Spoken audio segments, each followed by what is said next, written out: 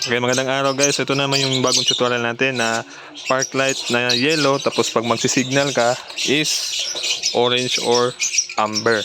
So, tuturuan ko kayo, napakadali lang po, napakasimple lang yung gagawin natin para magiging yellow yung ating white na park light sa harap ng ating motor.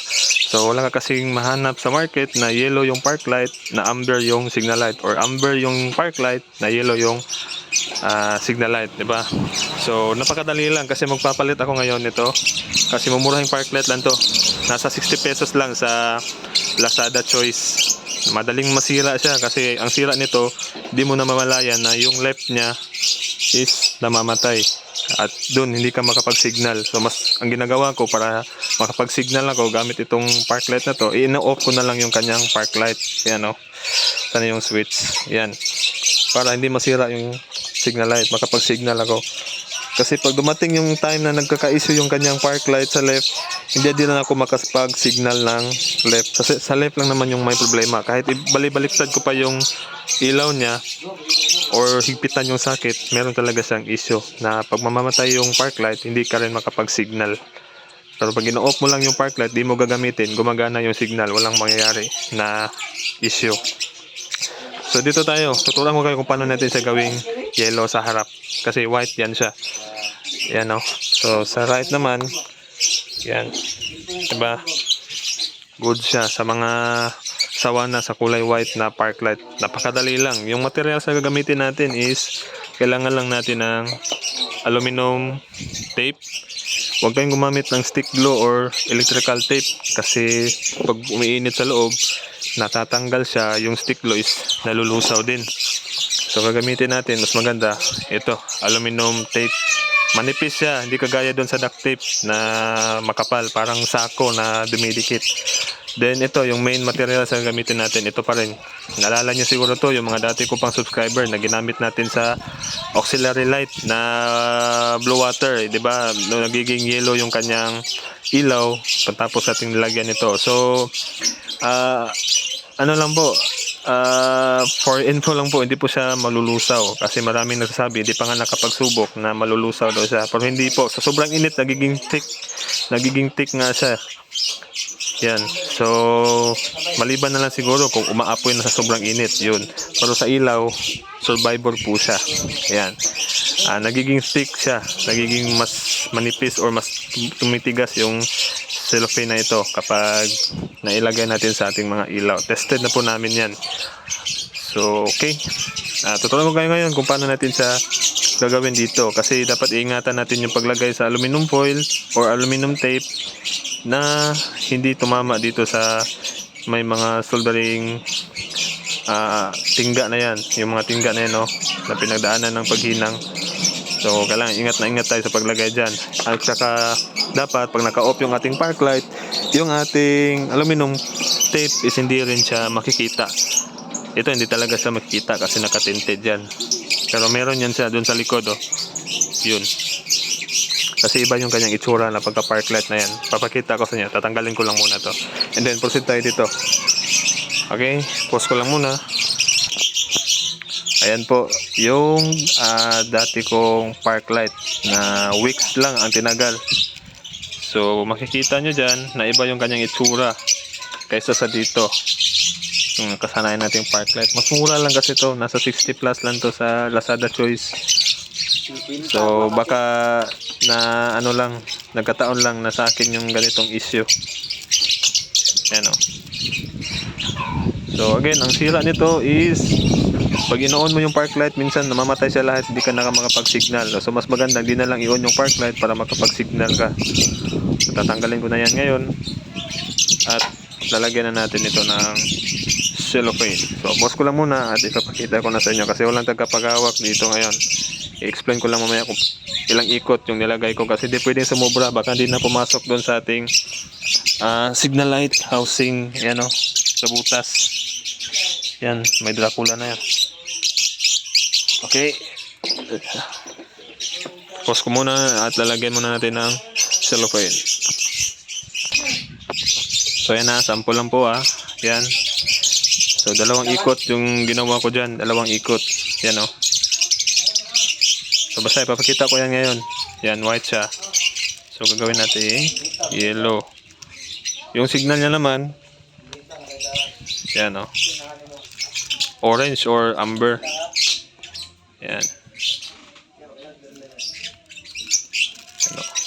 Pagtatanggalin natin, tapos off natin yung signal, white. Kagaya na to. So, kailangan siguro 2 ikot. Yan. So, i-install ko lang muna yung water cellophane natin. Okay, so yan, nabalot ko na yung isa. So, ang gagawin nyo lang is ganito. Yan, susukatin nyo lang siya. Tapos, ipo-fold nyo siya dyan. Tapos, paikutin nyo. Tapos, 2 ikot lang. So, ayan, isa. And then, sensya na, walang tagahawak ha.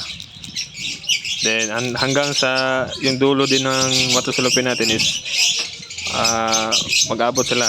Ayan. Then, dapat ma-fold natin to una. Tapos, isasabay natin siya sa pag-ikot nitong water cellophane. Kasi meron niya siyang ilaw dyan sa harap mo. At saka, ito na yung magiging itsura niya. Ito yung finished product natin. Pagkatapos yun na siyang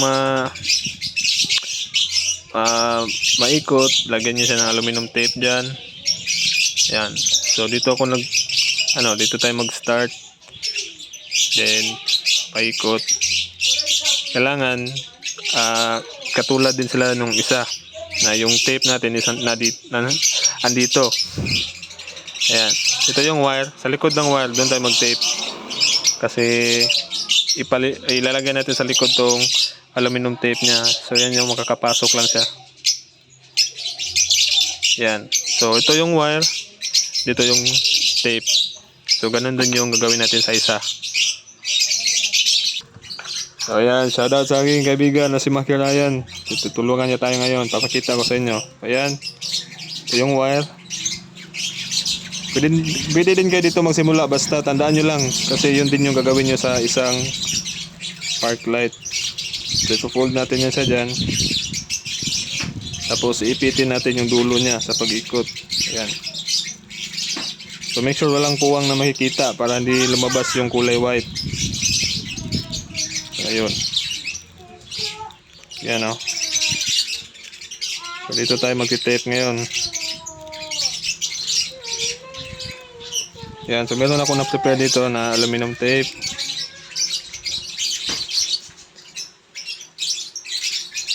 Kailangan huwag nyo siyang ipaabot sa board yung tape natin kasi conductor ito. Yan ang natanggal. Magkaka-short yung circuit ninyo sa loob. Yan o.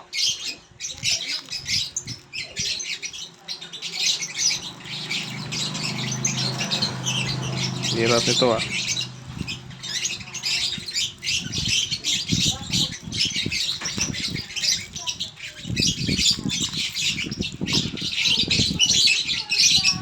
Yan.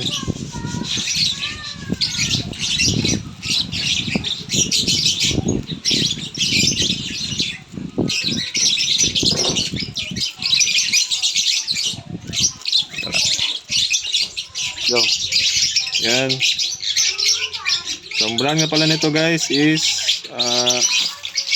Magic Star. So, maganda din yung CR1 na brand.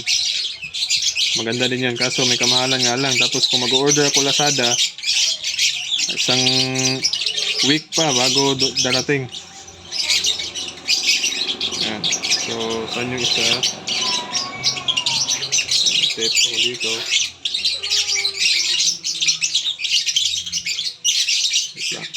Para magiging useless yung tape ko dito pag di natin makikita yung mismong aluminum ng park light natin.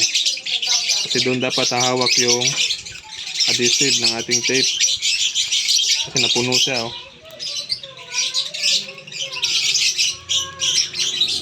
Yan.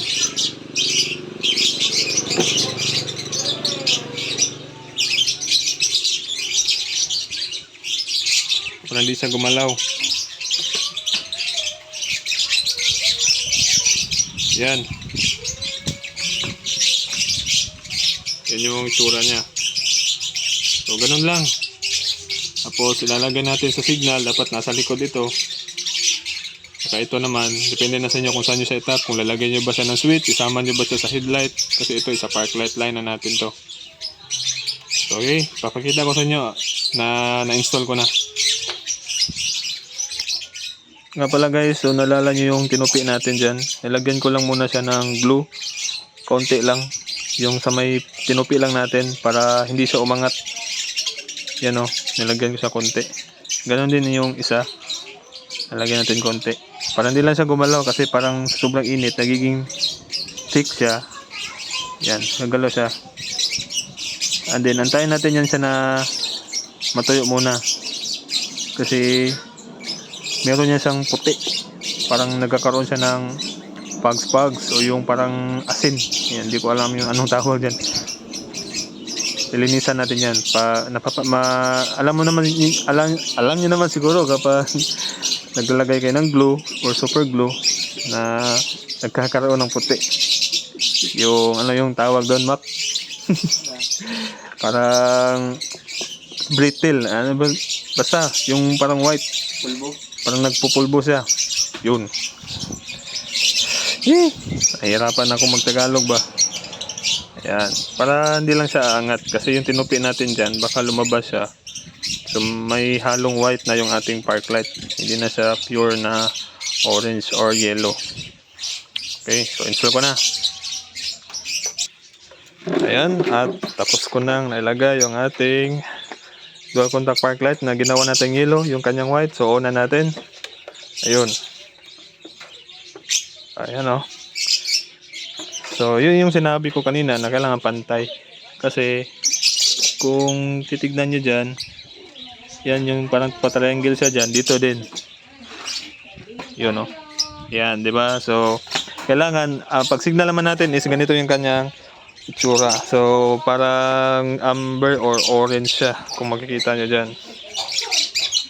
Di lang talaga saktong kita sa video pero orange na yung kanyang signal. Ayan. Goods. Ayan, so hazard natin.